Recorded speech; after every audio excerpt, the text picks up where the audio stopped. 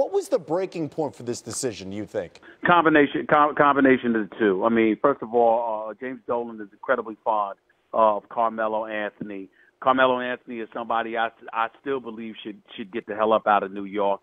Why he would want to stay is beyond me, but he loves being a New York Knick. He loves playing at Madison Square Garden. Phil Jackson was certainly entertaining the opportunities to buy him out because ultimately he just didn't want Carmelo Anthony there. He thought that you got to move in a different direction, and he wanted to buy Carmelo and his $54 million out of his contract. And James Dolan and the New York Knicks were obviously incredibly averse to that. That was definitely not a good thing. But when Porzingis spoke out against Phil Jackson, not just by virtue of refusing to show up to the exit interview, but also through his brother Giannis speaking out against Phil Jackson, talking about certain things, it was clear that Porzingis didn't want to play for Phil Jackson in New York City. This is a young budding star. He's 7'3" with a jump shot and athletic ability. His upside is tremendous. And Phil Jackson came out and was talking about, hey, we got to do what's good for the team. Now, according to my sources, he was never going to trade Porzingis.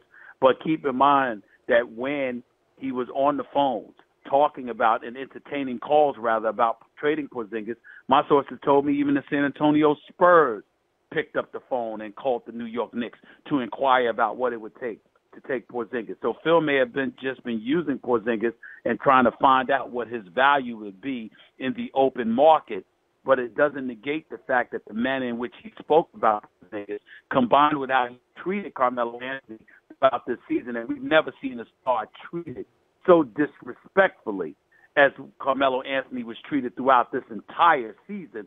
All of those things ultimately soured James Dolan on the situation at hand, and he finally came to his senses and did what he should have done months ago, to be quite honest with you, because remember, just months ago, he picked up the 2-year option on Phil Jackson's contract, which was as idiotic as you can be.